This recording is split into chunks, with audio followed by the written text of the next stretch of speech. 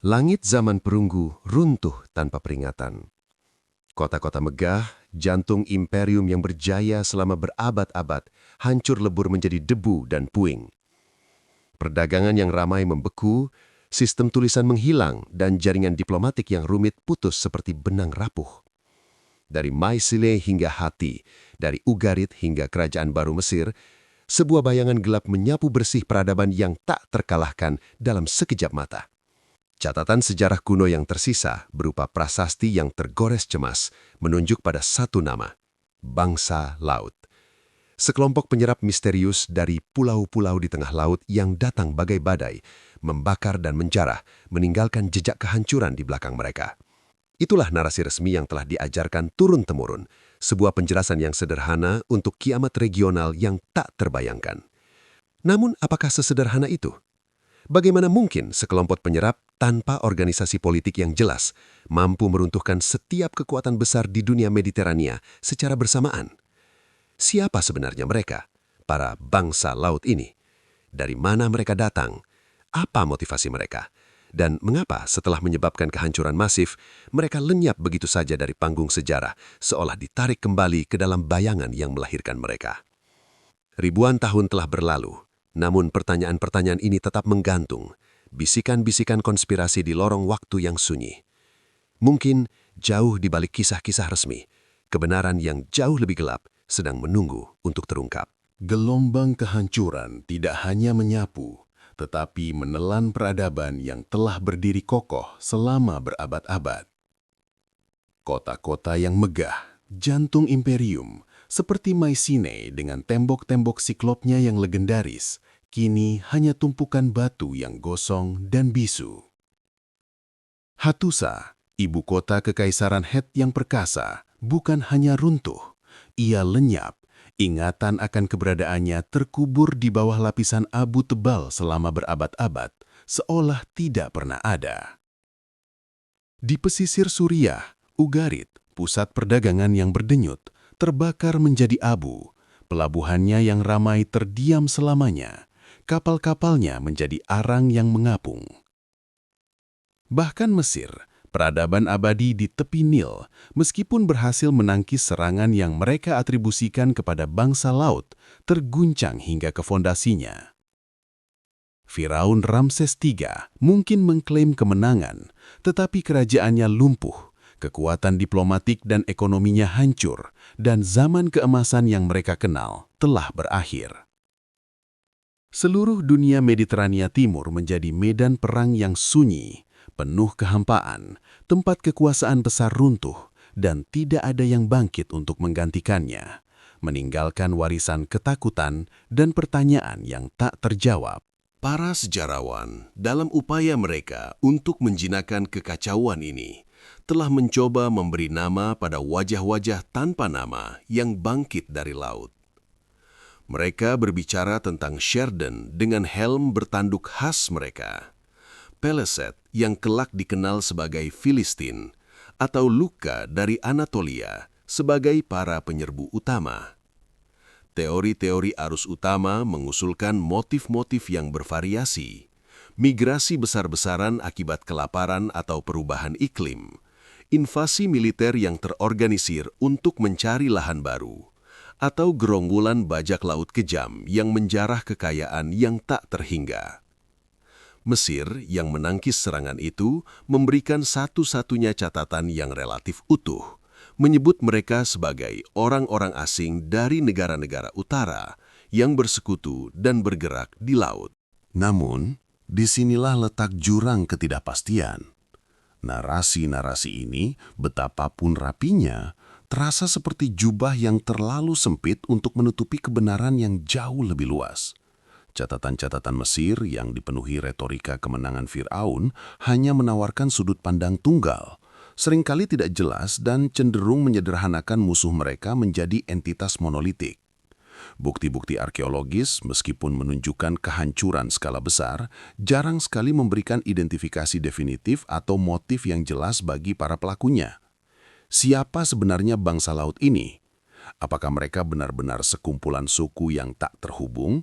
Ataukah ada kekuatan tak terlihat yang menggerakkan mereka? sebuah konspirasi yang lebih dalam dari sekedar gelombang migrasi acak. Keraguan itu merayap, mengikis kepuasan dari jawaban-jawaban yang tersedia. Ada sesuatu yang hilang, sebuah kepingan puzzle vital yang tersembunyi di kedalaman zaman, menolak untuk muncul ke permukaan. Keraguan yang menggerogoti itu mendorongnya untuk menyelami lebih dalam, mencari celah dalam narasi yang terlalu rapi.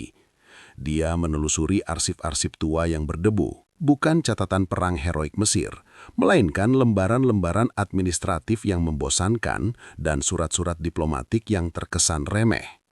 Di sana, di antara daftar pasokan gandum dan keluhan tentang pungutan pajak, muncul pola aneh. Rute perdagangan maritim tertentu yang tiba-tiba kosong jauh sebelum serangan utama, atau pembayaran upeti yang berhenti mendadak dari wilayah yang secara resmi belum ditaklukkan. Bukti-bukti yang tadinya membingungkan, kemahiran navigasi mereka yang tak tertandingi, organisasi militer yang canggih, hingga strategi politik yang begitu halus, kini menemukan penjelasan yang mengerikan. Mereka bukanlah penjarah buta, melainkan ahli strategi yang cerdik, yang telah mengamati dan mempelajari kelemahan musuh-musuh mereka dari dalam. Reinterpretasi prasasti dan analisis metalurgi pada artefak yang tertinggal mengungkapkan tidak hanya jejak tangan-tangan pribumi, tetapi juga lambang-lambang kuno dari dinasti-dinasti yang sudah lama terlupakan, yang menyimpan dendam selama berabad-abad. Peradaban yang selama ini dipercaya adalah korban, ternyata diam-diam melahirkan algojonya sendiri. Seluruh sejarah zaman perunggu yang dia kenal kini terbelah dua, terungkap sebagai sebuah ilusi yang dipelihara dengan sempurna. Maka, kehancuran yang mereka bawa bukan akhir, melainkan sebuah permulaan yang mengerikan. Runtuhnya kerajaan-kerajaan besar, dari Hatti yang perkasa hingga Mykenai yang kaya, adalah bagian dari cetak biru mereka untuk mematahkan monopoli kekuasaan dan kekayaan.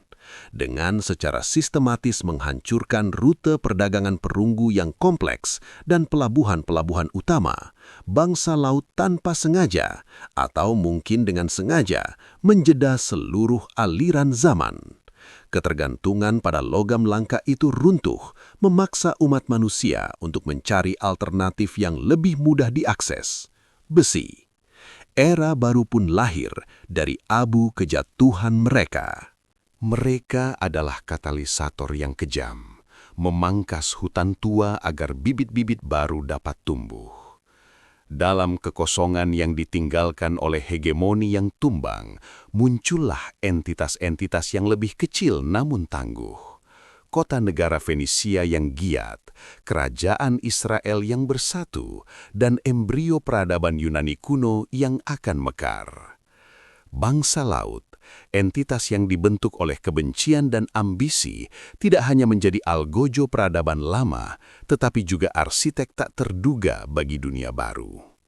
Sebuah dunia yang lebih terfragmentasi, lebih adaptif, dan pada akhirnya lebih beragam. Sebuah ironi pahit yang kini terungkap, mengubah segalanya yang kita ketahui tentang kebangkitan dan kejatuhan sejarah. Kini terungkap bahwa kerumitan peradaban justru menjadi kelemahannya yang paling fatal.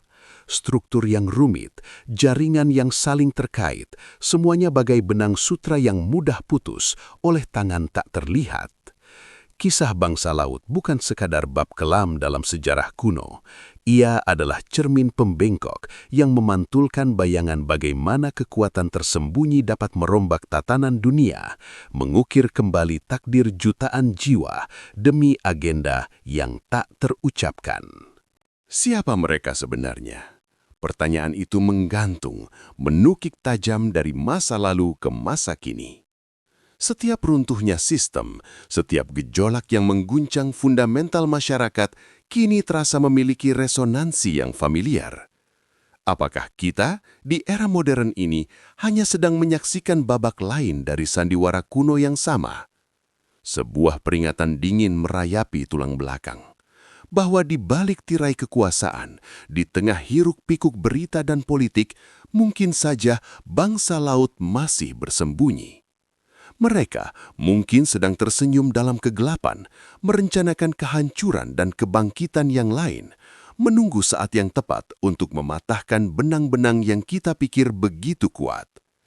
Bayangan mereka tak pernah benar-benar hilang, hanya berganti topeng, menunggu di ambang kehancuran berikutnya.